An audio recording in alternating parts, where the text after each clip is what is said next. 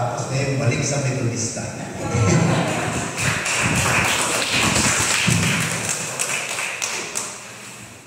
Kaya, sa kong kagalakan, sinabi ni Pablo. Sabi ni Pablo sa Romans 1:11 and 12, I long to see you. Gusto ko kayo makita. So I can impart some spiritual gift. Hindi po galing sa akin yung spiritual gift. Sa Panginoon po galing yun. Ay tira sinabi ni Pablo to share some spiritual gift. The 12 person that you and I may be encouraged by each other's faith. Ito po nakuha ko na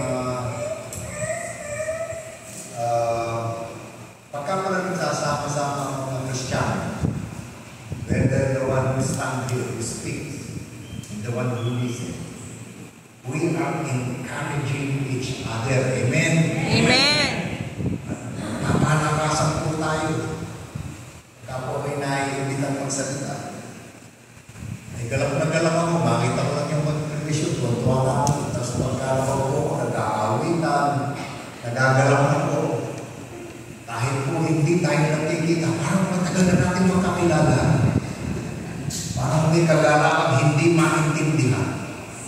Dahil meron tayong isang Diyos, nag-iisang tinapamagitan, ang Panginoong Hesus, na nagbigay ng assurance sa bawat isa ng kaligtasan. Malapang po natin.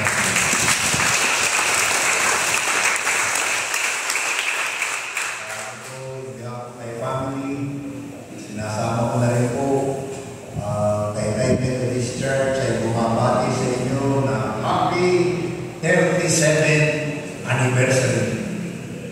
Kanina sabi sa amin ni Pastor, happy first anniversary. 37th and first. To be independent to sa pagiging person. Kaya, sabi rin po, 1914 po nagsimula ang Taytay. 1914, at kung pukwentahin ngayon, 24, ay 110 years.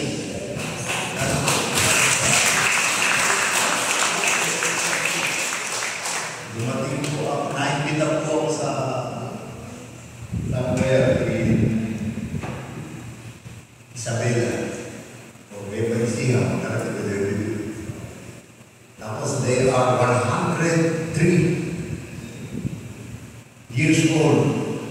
Katulad po ng mga ginagawa ko kanina, sinabi ng Panginoong Pastor at mga ito ba? Wala ko pa tinatanong. Ilan po ang anak ninyo? Wala. Tapos mga mabasa ng history, wala rin binasa na. Nang nagsalita po sa ano. Congratulations! Dinayin niyo si Abraham. Si Abraham, 100 na kaanak. 103. Ayun, wala kayong na. Wala naman nasaktan. Masaya naman po sila. Hindi naman nagalit sa akin. Pero, we are to bear truth. Amen? Amen! So, basahin po natin text verse. Kung inyo po tema ng inyong celebration ay I am the vine, ye are the branches. He that abideth in me, and I in him, the same bringeth forth much fruit. For without me, you can do nothing. Wala ang Panginoon, wala tayong magagawa. Sabi ro, yung nananatili sa Panginoong Hesus, doon sa pag-asa, nanganganak, nagkakaroon ng balik. Basahin natin ang buong Psalm, John 15, 1-5. Basahin natin sa Tagalog. Sinabi ko ni Jesus, ako ang tunay na puno ng ubas.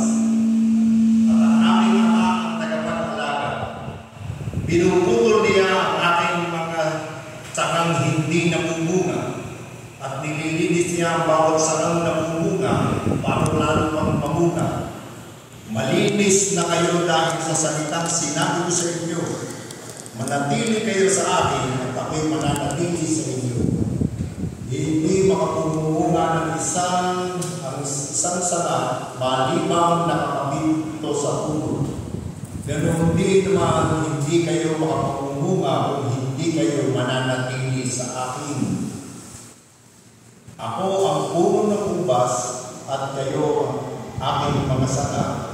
Ang taong nananatili sa akin at ako rin sa kanya ay namumunga sapagkat wala kayong magagawa kung hiwalay kayo sa akin.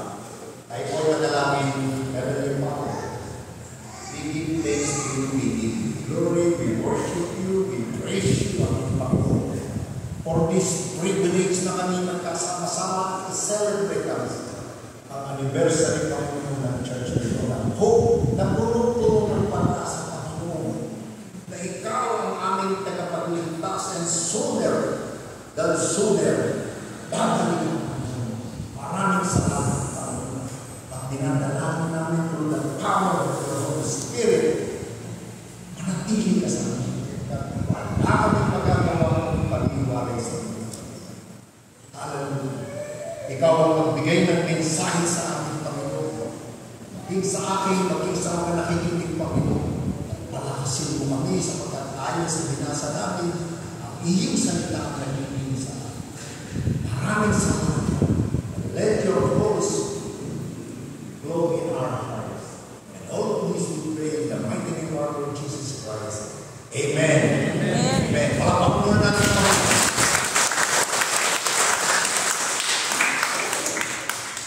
Nakakala ko yung isang pastor, si Pastor Silabo.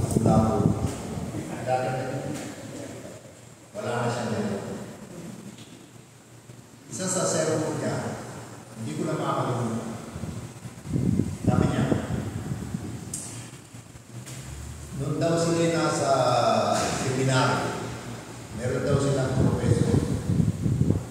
Isa-isa silang pinag-sermon. May estudyante. Nakikinig lamang yung kanilang lesson. At pagkatapos ng sermon, ay nag-comment, bigay ng reaction ng kanilang professor. Ang sabi, maganda yung mga sinabi ninyo. Lahat, metikuloso. At maganda. Pero ang mensahe nyo, how to live the life. Tapos pareho nagsasalita ganito, para sa pagana, para gumaling, para ganun, how to live the life, the Christian life. Wala akong narinig sa inyo na nagsalita patungkol sa Panginoon Jesus. At doon sinabi niya, the church without Christ is like a hospital without medicine. A sermon without Christ is also like that. Ang magiging tawag daw doon ay motivational speaking. You motivate. Yun naman yung ayaw doon sa mahama ko pagkakaunawa mo sa kanila.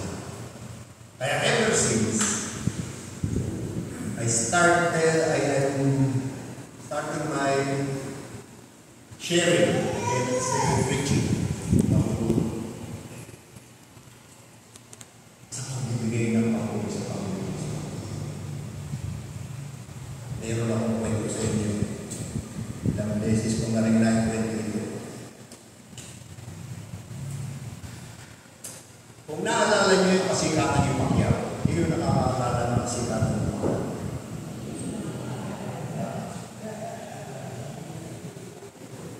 When Pacquiao is making a name, bringing honor to the Philippines. Diba po, meron hindi natutuwa kay Pacquiao dito. Marami lang ang hindi natutuwa kung siya presidente. Pero nung siya nagpapanalo, tuwa tayo. I'm very proud. Ano?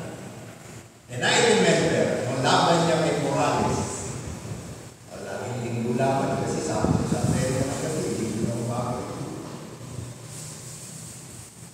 Eh, basa ko sa diary, I cannot remember the date, 15 or whatever. Lagay sa diary, SM Mega Mall. Live streaming. 3 theaters. 500 pesos. Nilagay yung date. 6 months before, nakalagay ang date. Dahil idol. Pacquiao, very proud. Dahil pinakikita ni Pacquiao yung talent, yung katapangan ng mga Pilipino. Siyempre, manunod.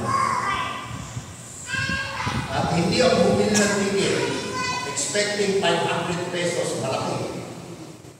Kasi mapapanood naman sa TV. Kaso sa Kaderba commercial yan. Kaya nang dumating ang date, hindi ako bumibili ng ticket. Dumating ang araw, linggo.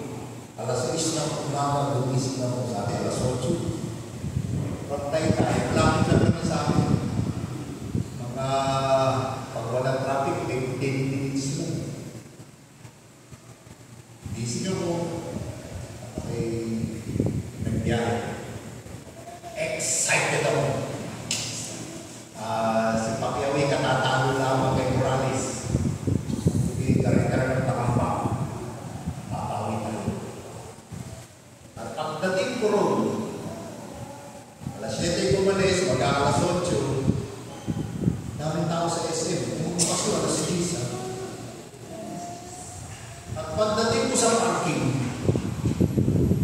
pila-pila. Ang hirap humanap ng parking. At nang ako'y maparada na, hanggang sa explore parking, magkabila. Eh hindi ako naiintis. Hindi ako excited pa ako. At nakakita ako ng parking, pagpasok ko sa mall, ang daming tao. So kaya naman pupunti. Eh wala pa naman pasok. Isang pasok na so. At napunta ako sa bilihan ng ticket. Tawag ng araw yung portera. Nagbibenta ng ticket. Pahingin na sa ticket. Ay, sir. Wala na po. Bakit? Eh, puro na po. Eh, bakit? Dahil po, dami tao. Eh, kasi 3 sini lang yung binuksan ninyo eh. Buksan nyo lahat ng 12 sini ninyo. O accommodate yung mga excited na yan. Sabi na sa akin, bukas na po lahat. Well, theaters bukas. Ang isa nun, naglaro na 1,000 yata. Malalaki kasi yun. Ang gate niya. Ito, malalaki sige. Ako kaya, kami mo sa akin, may gumising ng maki. Tapos hindi ako makakapanood ng idol ko. Sabi ko, eh pwede naman po kayo. Magbayad kayo, pero tatayo kayo. Sabi ko, pasensya naman sa punto ko. Ay, bigyan ko. Kahit patayo, pahiga, patapa. May manuno. Kaya ng aking gising. Hindi ko na umaga dapat nagpapahinga. Pinato. Eh, sige po. Pagpasok ko sa city, lolo, standing. At pagpasok ko, alas 8 ng umaga. Pagpasok ko, wala naman kami makita kung hindi yung screen na walang ilaw. Nakatayo kami lahat doon. At nang makita ko ka, halika. Sumingit ka. Kaya ka nakatagilid ka rin. Ano, hindi makasingit ka. Sabi ko sa kasama. Hindi ka, pwede ba bumalitan tayo? Tutuwa kami. Ang fellowship din para mga fans ng Pacquiao. O baga sa mga Christian, mga follower of Christ, kami mga Pacquiaoan. Hindi ko sunod pa. 3 hours. Kuwentuhan lang kami, nakatayo kami, wala kami nakikita, may black screen. Pagdating ng alas 11, bumukas yung ilaw, pinakita Las Vegas, lundagan kami. Tuwang-tuwa kami lahat. Magsimula, pinakita pa lang si Pacquiao sa dressing room. Talo na kami. Idol! Ako ba tayo makawin sa Panginoon. Simple lang tayo. Yung mga Kristiyano, simple lang tayo. Di ayaw natin lakas yung buhos natin. Pero yung mga Pacquiaoan, dahil ang mga Kristiyano, idol! Sigaw sila. Nakikisigaw ako. Kaya na ako sa pastor, malakas ako kumanta ng lahat. Nahiya ako sa sarili ko. At pagkatapos, 3 hours sa standing there, walang ginagawa. Ayaw mo umalis sa presto, makapalitan ka. Ako namin, 3 hours. Nang magsimula ang laban, the excitement. Kapag simula ang laban, nagsuntok ka. Tuwing tatamaan si Pacquiao. Pag tumamaan na bakit tayo bumagsak si Morales, lundagan kami. Talo na kami. And everybody was shaking hands with everybody. As if kami yung nanalo. Congratulations, congratulations. Panalo tayo. Maganda version ng Pacquiao. Kamaya kami. Pinong-congratulate kami sa ang bawat isa. Merong joyful ambiance. Sa church, tahimik tayo. At na kami uuwi na. O, di kwentuhan pa rin. Lakaran mo. Ang kakilala kami. Kaya, susunod na naman kami. Susunod. Dumating na ako sa parking. Nagsisiksika na. Nagsisimula na ako ng palunis. So, pag-aalas 12 na, gutom na ako. Yung kumain ng ski hamburger doon. Dapat sabay kami ni Mrs. Mapalo. At nung matagal na nakapila, tapos nagsisingit na sa paglabasan mo. Ang una, bigayan eh. Kasi dito na po. Nagkakainis na. And during my break, nag-isip ako, why am I here? It's a Sunday morning. First thing in the worship day, I am celebrating with Pacquiao, not with Christians. Nakikiselebrate ako. At tuwang-tuwa ako. Humastos pa ako ng 500.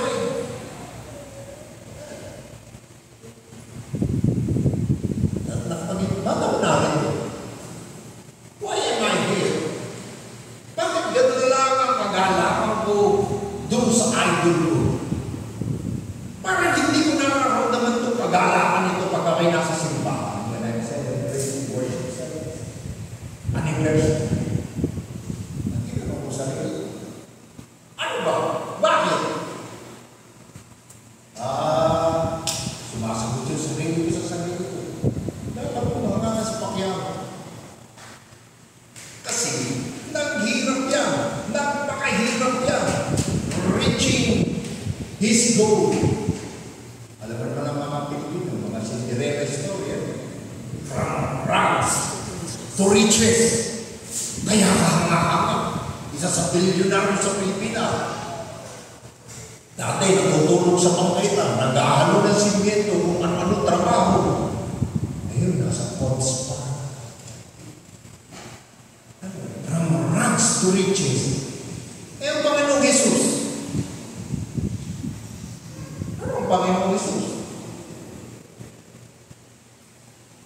Naalala ko yung 2 Corinthians, sinulat ko na.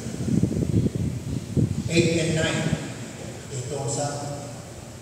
For you know the grace of our Lord Jesus Christ, that though He was rich, yet for your sake He became poor, so that you, though through His poverty, might become rich. Baliktad.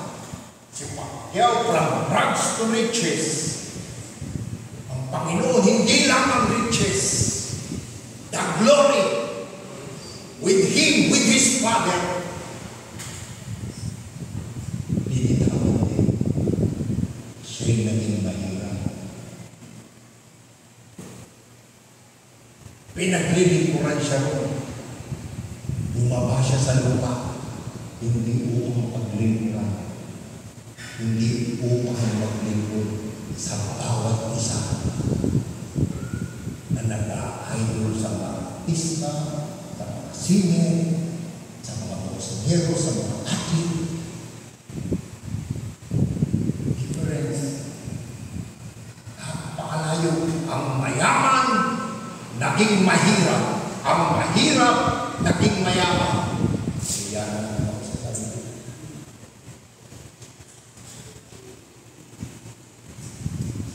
At na si Pacquiao, dapat yung paling hangaan. Ni-research ko dahil narinig ko. Doon sa Sarangani, namigay siya ng 1,000 bahay. And he spends $1.5 million sa mga homeless. At pinupalanguli sa Panginoon Jesus. Makikita natin yan sa John 14:2. Basahin ko. In my Father's house has many rooms that were not so, that if that were not so, would I have told you that I am going there to prepare a place for you. And if I go and prepare a place for you, I will come back. Babalik siya. And take you to be with me, that you also may be where I am. Nang si Pacquiao nagagawa ng bahay, siyempre mga locos yun. At hindi na siya bumabalik doon, kung hindi niya nakakasama yung ginawa niya ng bahay, pero Panginoon, hindi tayo ginawa ng bahay. We are invited in His Father's house. Amen? Amen. Na kung saan siya naroon, naroon din tayo. Palakpakan natin.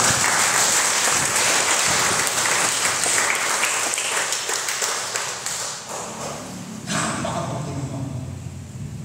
Tayo isip pagkakain namin. Isigaw yung isang kapit. Kakain na!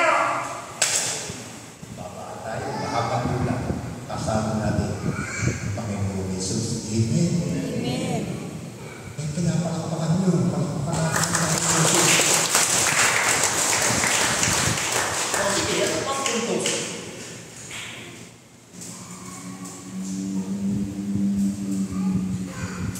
Isip-isip ko rin.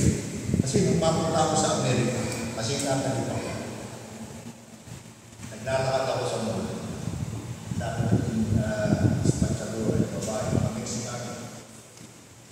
Pilipino? Yes. Pacquiao? Yes, Pacquiao. Pacquiao, yes. Very proud ako. Nakaka-share ako ng konting glory. And I'm trying to insist that glory that I am a Filipino, I am sharing that glory that Pacquiao had. Ngayon, hindi nakakain siya sa puso. Nakakasama ng Panginoon. Walang propetang sumikat sa sarili ng bagay. Hanggang ngayon, nakakain siya. Sabi ng Panginoon sa John 17:5. Basahin ko. generations. Nanalangin siya. And now, Father, glorify me in your presence with the glory I had with you before the world began. Yun ang panalangin na kaya totoo yung sinabi. Inubad niya yung pagiging Diyos sa Pilipos. Yung glory niya na wala sa kanya. Siya'y nagkatawang tao. Naalala ko yung kwento ko. Nanay ko.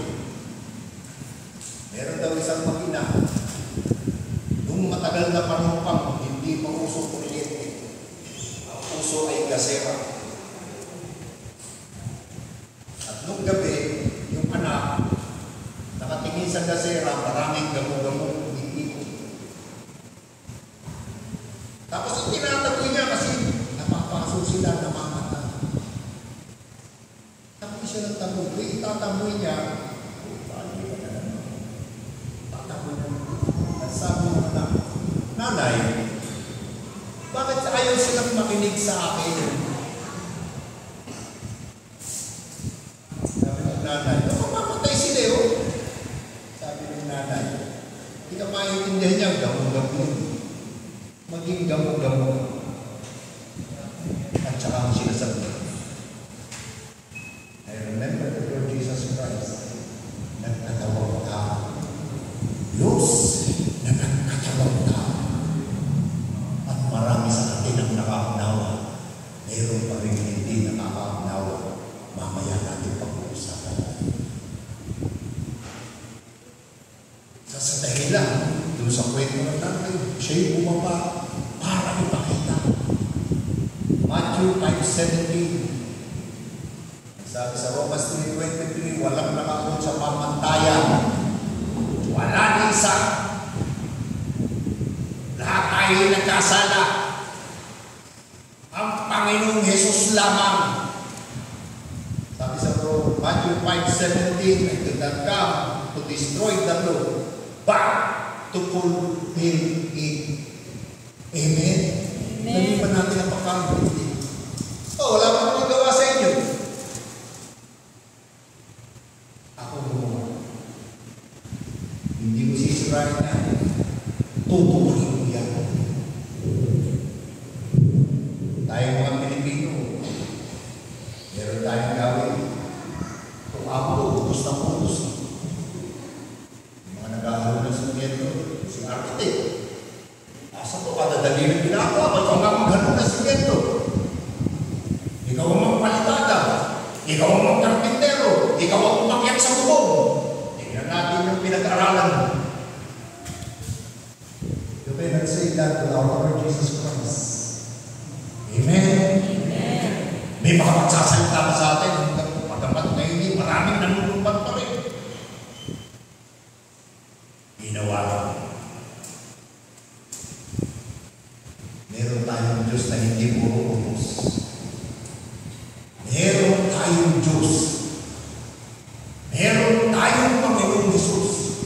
Yung kanyang inutos, walang makatupad. Ipinakita niya, ako ang tutupad. Amen? Amen. Kaya every time makakanga tayo sa isang tao, maka tayo. Pero tingnan natin yung ating limit. At sino ang dapat natin ba? Sinusuntok sa pakyaw. Para ako nasasaktan.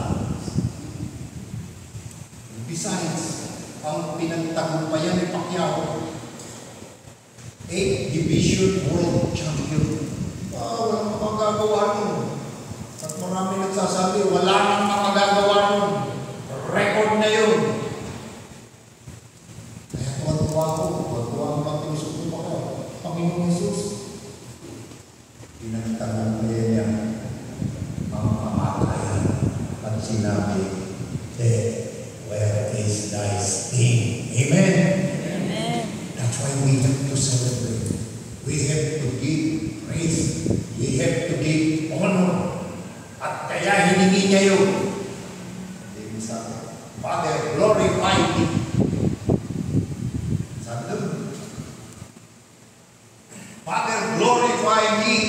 presence with the glory I had with you before the world began. Si Pacquiao kaya nagka-gloria, he worked for it. The Lord Jesus Christ had the glory before the world began. The Lord Jesus Christ is started with God the Father. Kasi sabi niya, give me the glory I had with you. Magkasama na sila noong pa man, bago nila nilikha ang sanlibutan. And this preaching by the Lord Jesus Christ attest to that.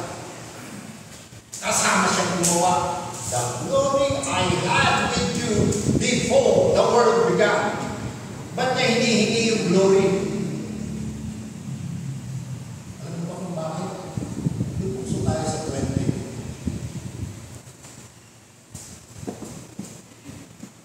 Ang sabi sa 22, I have given them the glory that you gave me, that they may be one as we are one. Kaya pala niya hiningi para maibigay sa atin yung gloria. May Pacquiao nakikipagpagawa na po. Ini-insist ko pa.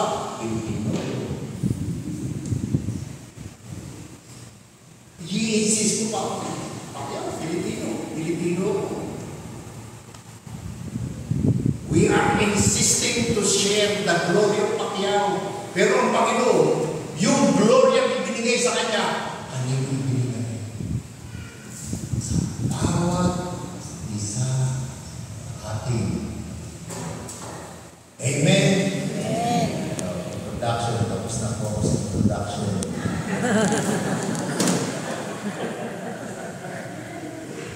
Nagsalita ako sa Erwin. Pastor Mabuto. 2 oras ang nagsalita. Wala naman nagre-reklamo. Wala naman nagre-reklamo. Pero hindi na ako nakulit.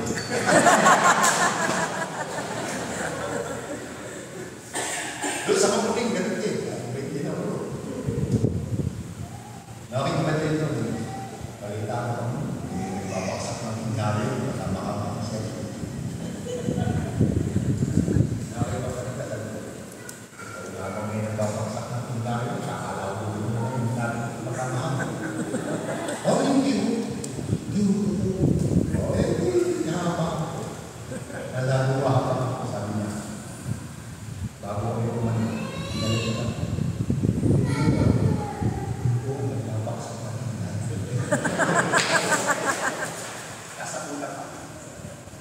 Kaya pag kami nagsasalita sa kanya ako sa katingin.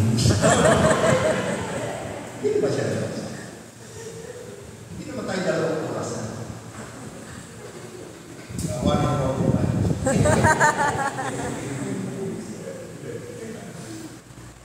Ang sabi dito, sa balikan natin yung John 15. I am the true vine, and my Father is the gardener. He cuts off every branch in me that bears no fruit.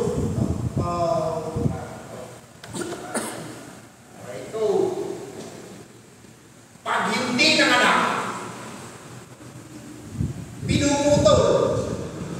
Nung ako elementary, narinig ko sa mga doktor at sa mga kaklase ko, sabi rin ng doktor, sino may appendix dito? O sino naputol na appendix?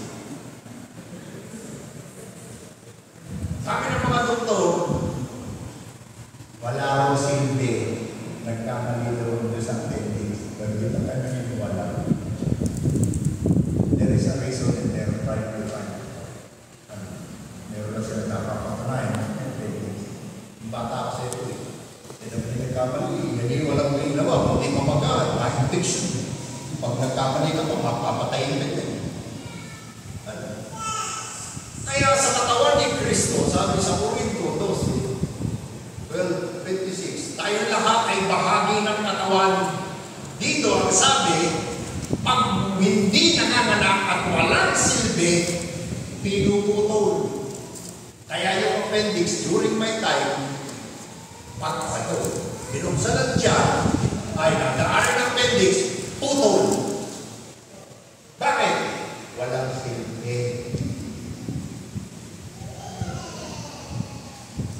natin ngayon ng appendix. Bakit sa akin may nakatingin? Ay sinabi ng Panginoon Jesus eh. Ang hindi nagbubunga, pinuputol.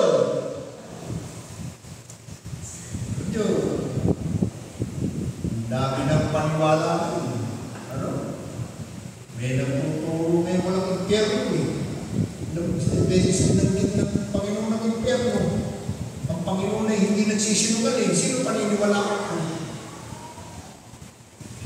Wala ko impyerno. Panginoon ay hindi nagsinungaling. 1 Peter 2:22. He commit no sin. And no deceit was found in his mouth. Hindi siya nagsinungaling. Pag sinabi niya may impyerno. May impyerno. Para tayo mag-relax. Wala may impyerno eh. Meron pang nagsasabi, pag namatay ka, you cease to exist. Ano problema? Gawin ko na lang sa buhay. Ano? Dahil mawawala lang naman ako eh. Pero ang sabi sa Revelation 9:6, diba?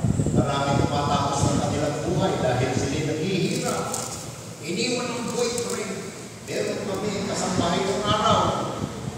Iniwan ng asawa. Laging ng buwang bibig. It is better to die than to suffer. Ano sabihin nyo? Better to die than to suffer. Kaya ba, iniitin, igulo sa pag-ibig, hindi mo ng asawa, naguging negosyo, nagkamali, naging nakakahiya, para matapos na itong kahiya na ito, matapusin ko na ito sa pamamagitan ng kamatayan.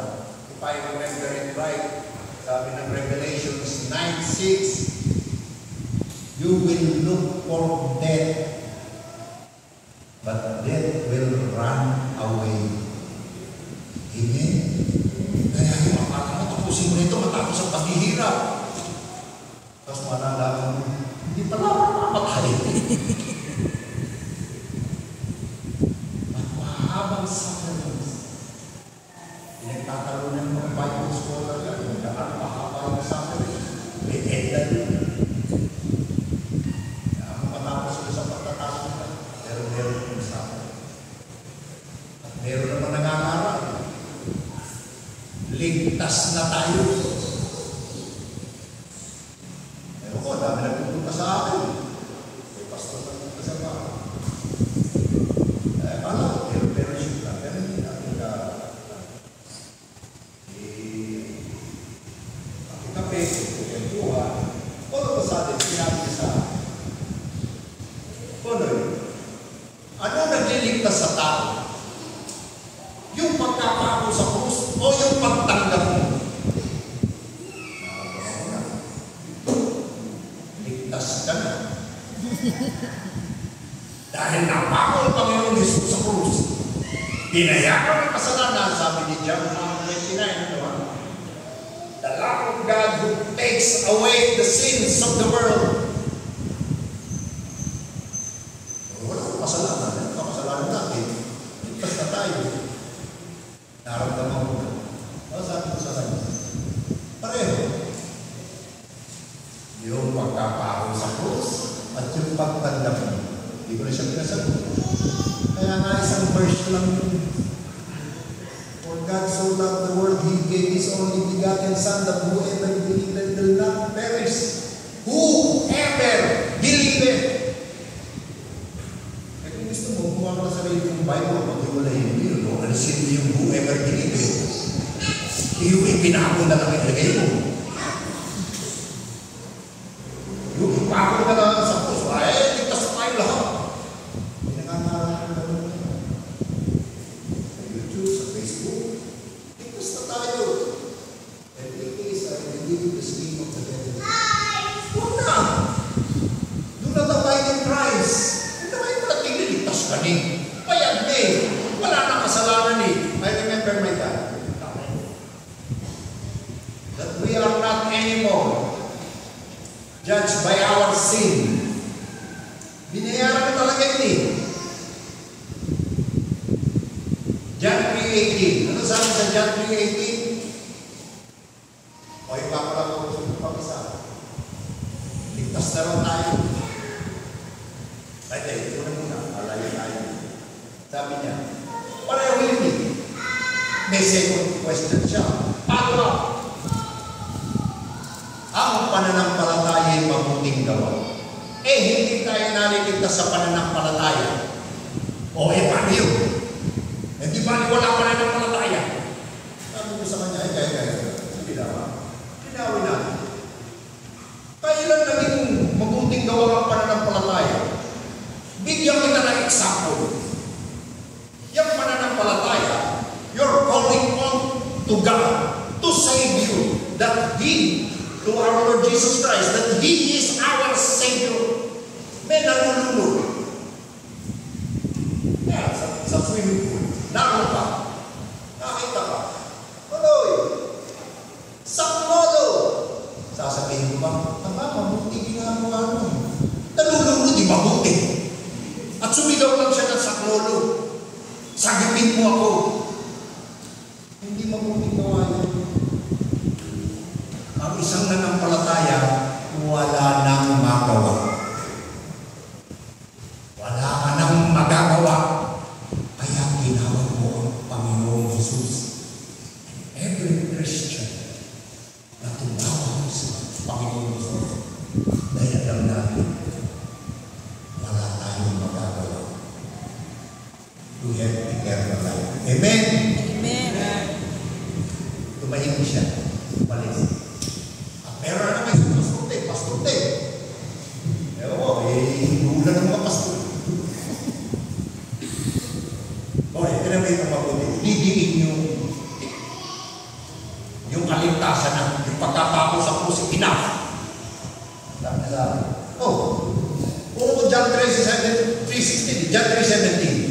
I came not to condemn, but to save.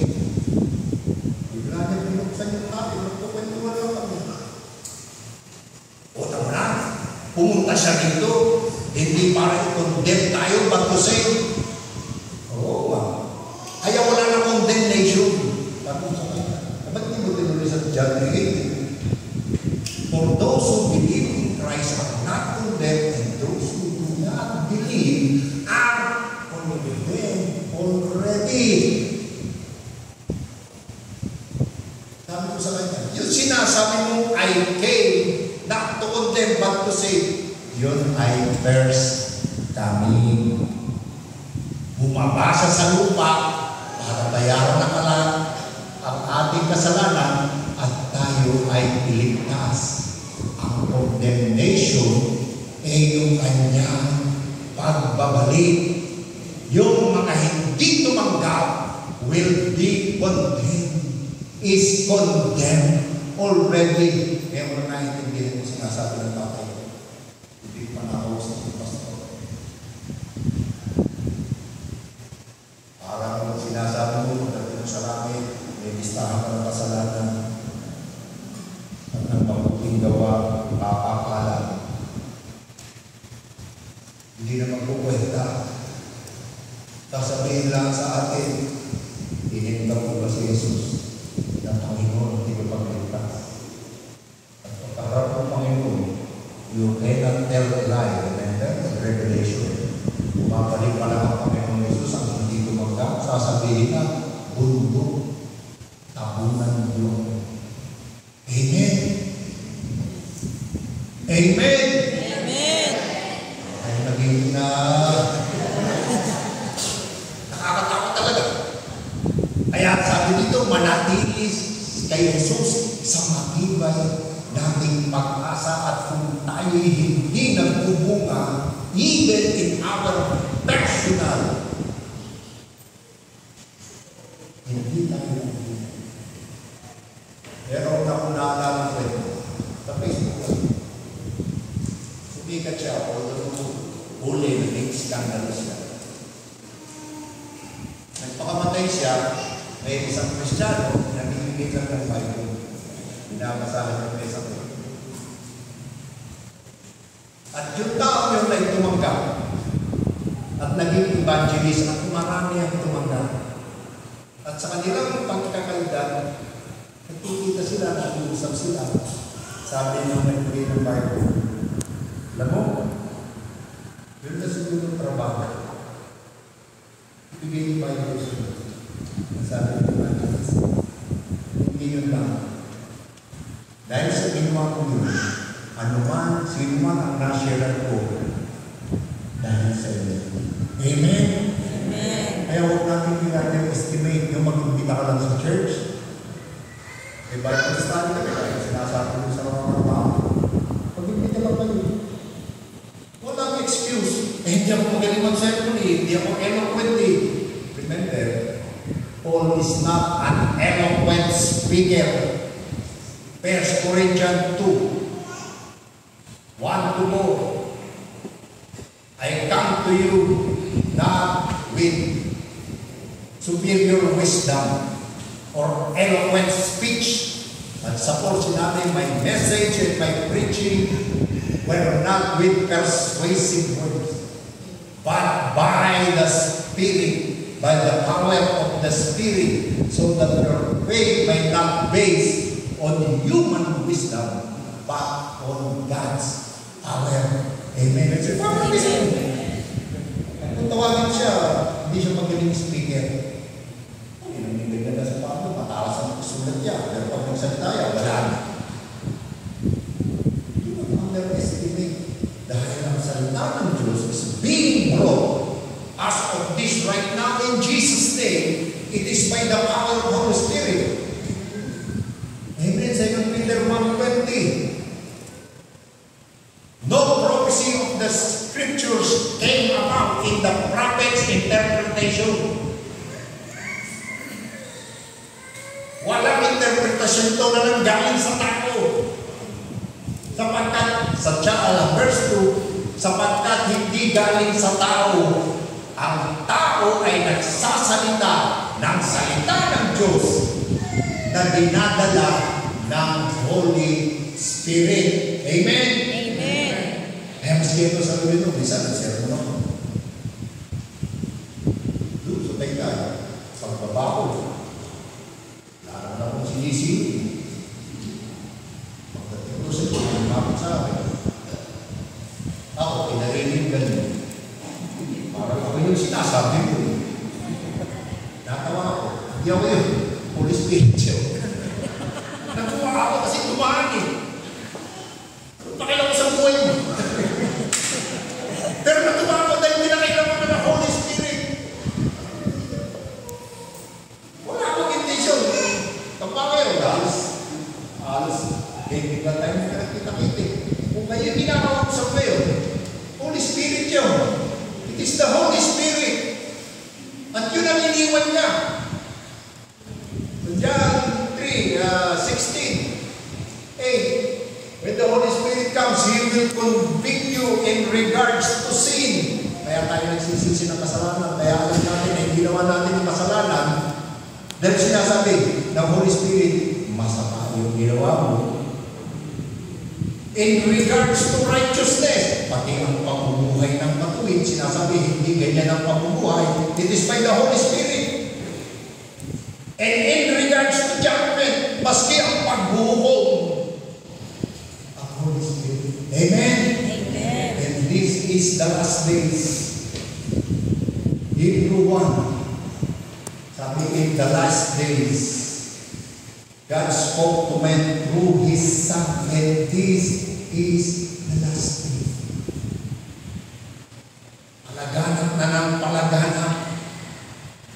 Pinapasok na tayo ng tubig alam. Therefore, each and everyone has an obligation to share the gospel. Yung asawa ko, hindi ko mananalo sa debate ko. Hindi ko masama. Sabi nga nung nakakita ko sa Facebook, honest, H is silent. Plumber, B is silent. sa word honest, tahimik ang H. Sa salitang plumber, be silent. And wife, husband is silent.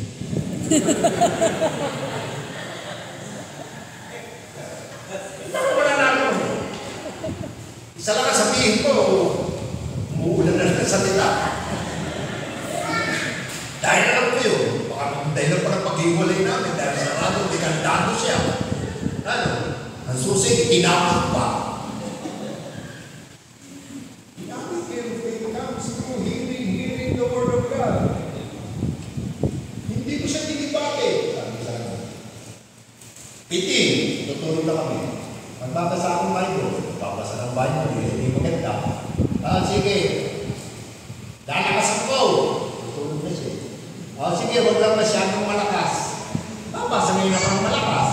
Pag nakita ko tulog na siya, lalapit ako sa tenga ko babasahin na.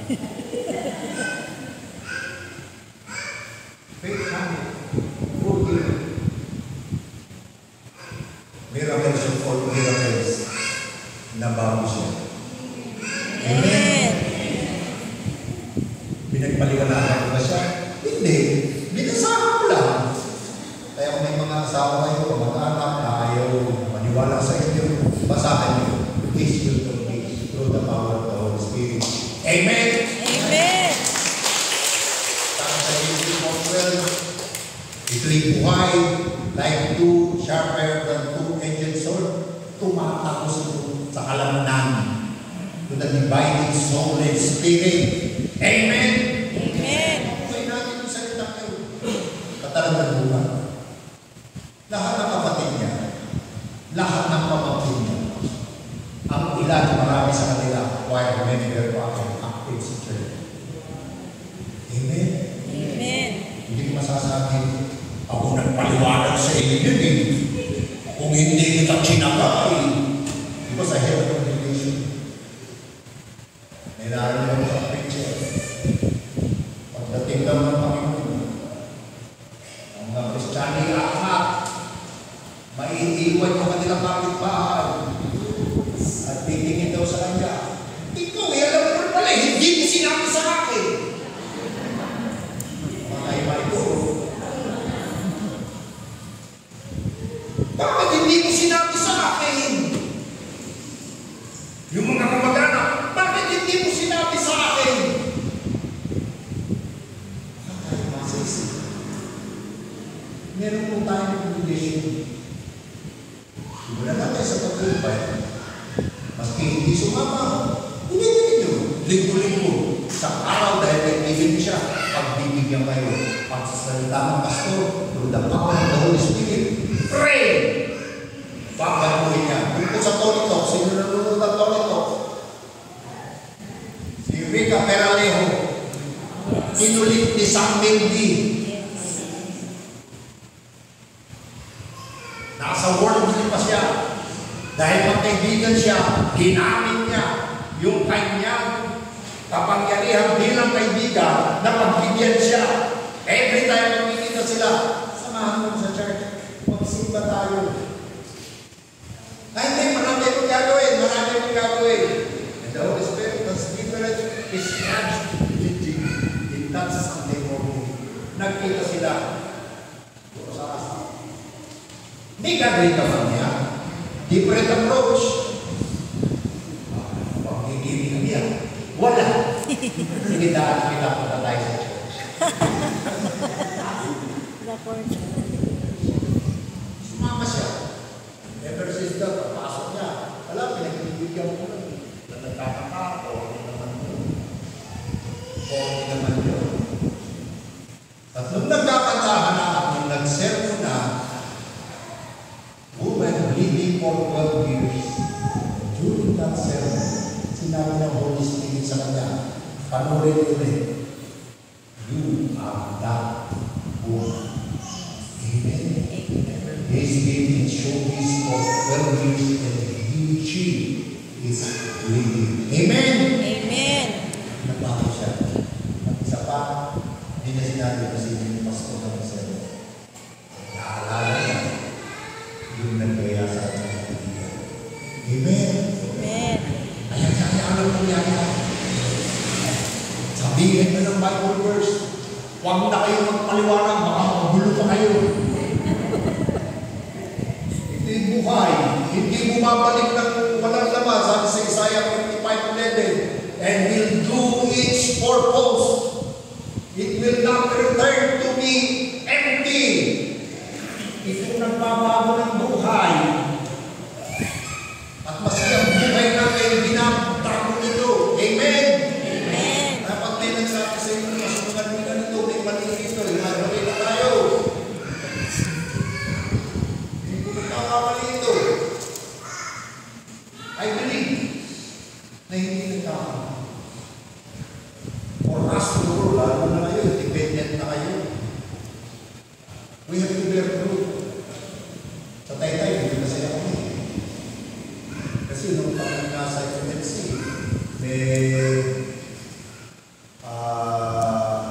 boundary jurisdiction. Pupunta kami sa Paras. Oy, sa pumunti pastor niya, huwag ka na niya. Hindi, wala na. Whatever na kami, kahit saan kami pumunta, wala nang titigil sa amin. Amen? Amen. Hindi na tayo pwedeng pigilin to share the gospel. Kung may pumayag sa pastor, retire na siya. Hindi pwede siya, dahil pastor siya. Hindi yung pastor. Hindi jurisdiction ni pastor. Now it's time to grow.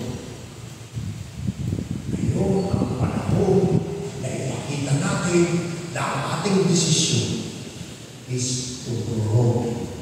And the Holy Spirit is with us by increasing in numbers, but not with our capability and ability and capacity. It is through the power of the Holy Spirit.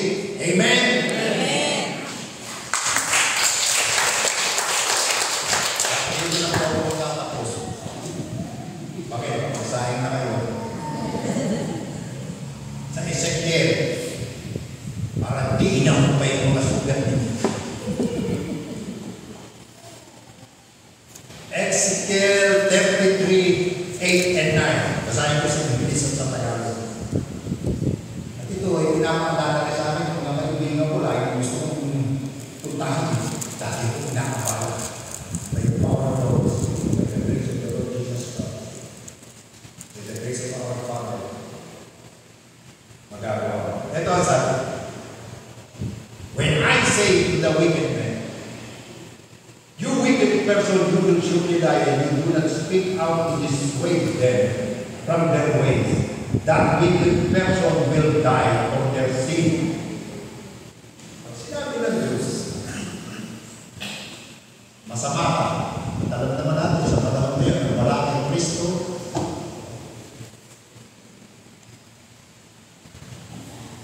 And you do not dissuade them from their ways. The wicked person will die. Their sin, and I will hold you accountable for their blood. Wow! Ang ating kapatid, kaibigan, hindi natin sinabihan. We are accountable. Madali lang natin. Madali lang Bible verse. Pag naman ko sa inyo, alam ba? Ang Panginoon Jesus. Sabihin nyo lamang kung bakit ko sinusundan ng Panginoon Jesus. Dahil dito, whether they believe or not, we will not be held accountable. At sa verse 9, ito ang sabi, but if you warn the wicked person to turn from their wicked ways, and they do not do so, they will die for their sins, though you yourself will receive sin. Wala tayong pinalaman ng mananampalataya sa tao, wala tayong tayo, kami ng Panginoon Jesus. Ang nagpapatubo, sino? Ang Diyos. 1 Corinthians 2:3 and 6. Sabi ni Pablo, I planted the seed. Apollo